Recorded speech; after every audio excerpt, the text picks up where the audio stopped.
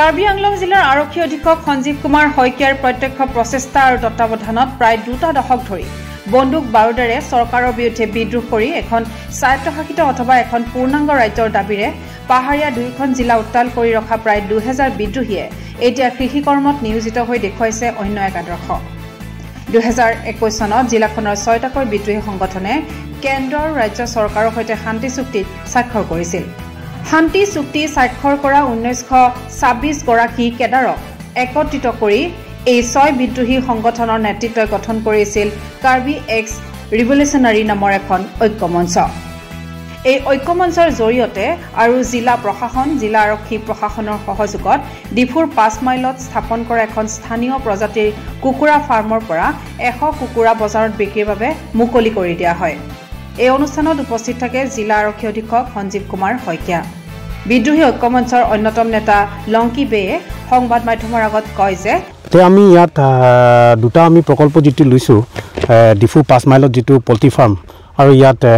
কুলিগাঁও যেটো agriculture farm এটা খুলিছো আমাৰ 6টা সংগঠন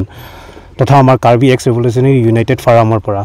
সো আমি ইয়াত যিমান কমিটি আছে এক্সিকিউটিভ কমিটি আছে প্ৰায় উদ্যোগ লৈছে কিন্তু ইয়াত অকল আমাৰ ইয়াত কমিটি কেৰাপৰ কমিটি বুলি নহয় ইয়াত সকলো আমাৰ ইয়াত 6টা সংগঠনৰ এক্স কেডাৰ চকৰ আছে গুটেখিনি 1926 কেডাৰ সকলো সামৰি প্লাইহে আমি এই প্ৰকল্পটো লোৱা হৈছে গতিকে এই যদি কিবা এই দুটা যেটো স্কিম আমি যিবিলাক আমি কৰি আছো এতিয়া হেতু আমি লাহে লাহে আৰু উন্নতি কৰিবৰ কাৰণে আমি চেষ্টা কৰি আছো বৰ্তমান আমি ইমান সামৰি প্লাই আমি একো মানে ইমান সুবিধা দিব পৰা নাই কিন্তু আগন্তুক দিনত আমি চিন্তা কৰিছো যে খেতি আৰু এগ্ৰিকালচাৰ আৰু পল্ট্ৰি ফাৰ্মিং যোগেদিহে আমাৰ যিবিলাক 6টা সংগঠনৰ কেডাৰ সকলক আমি সকলোৱে মানে নিজৰ ভৰিত নিজে থিয় হ'বৰ কাৰণে আমি মানে ব্যৱস্থা কৰিব পাৰিম আৰু এইটো চৰকাৰৰ পৰা যেটো ৰিহেবিলিটেশনৰ যেটো স্কিম কেইটামান ধৰা আছিলে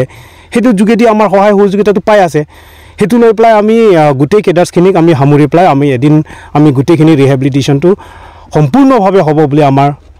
বিশ্বাস আৰু আশাবাদী এই ক্ষেত্ৰত জিলা আৰক্ষী অধীক্ষকৰ কিবা হেৰি তো আপোনালোকে আপুনি ঠিককে সুধিছে আপুনি একদম ভাল কথা সুধিছে ভাল প্ৰশ্ন সুধিছে যে আমি এইবোৰ ইমান লোকে যে আমি আগবাঢ়িব পাৰিছিলো হেতু আমাৰ প্ৰথমতে আমি আমাৰ special branch Assam police ADGP Hirenath sir তেখেতক প্ৰথমতে ধন্যবাদ জ্ঞাপন কৰিব লাগিব কাৰণ তেখেতে আমাক ইমানেই এনকাৰেজ কৰিছে আমাক ইমানেই উৎসাহিত কৰিছে যে আমাৰ এই খেতি আৰু পল্ট্ৰি ফাৰ্মিঙৰ ক্ষেত্ৰত তেখেতক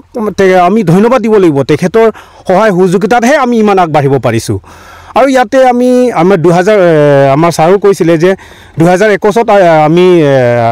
শান্তি চুক্তি হৈছিলে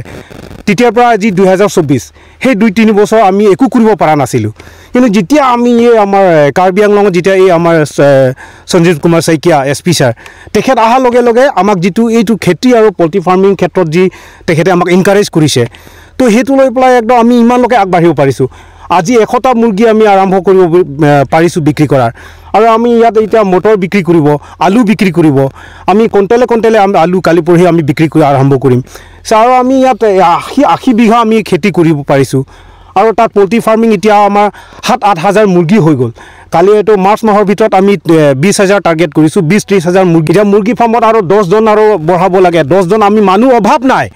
ইয়াত খেতি যদি আমি লেবাৰ লাগে 20 জন আমাৰ মানুহ ওলাই যায় আমাৰ মানুহৰ অভাৱ নাই এতিয়া গুটেইখিনি জড়িত হৈ আছে তাৰ মানে এতিয়া আমাৰ প্ৰশাসনে এইবোৰ ক্ষেত্ৰত সহায় সহযোগিতা দিয়াৰ কাৰণে আমি আগবাঢ়িব পাৰিছো ঠিক আনহাতে জিলা আৰক্ষী অধীক্ষক সঞ্জীৱ কুমাৰ শইকীয়াই সংবাদ মাধ্যমৰ আগত প্ৰাক্তন বিদ্ৰোহীসকলৰ এই সফলতাৰ বাবে তেওঁলোকক অভিনন্দন জনায়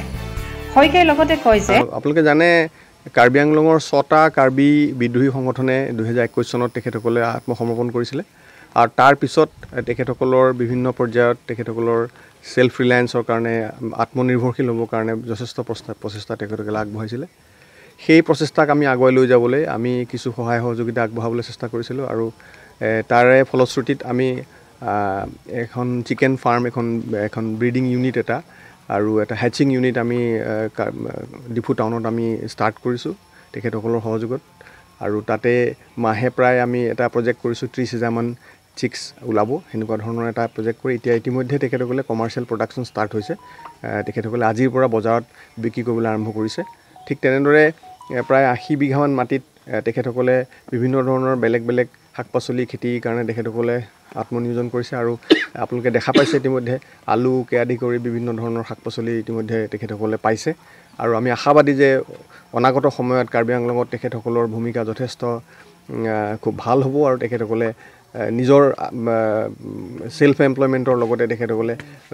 ৰাজ্যৰো উন্নতিত তেখেতসকলে অৱদান যোগাব বুলি মোৰ আশা থাকিলে এটা north east can and bamboo development council আছে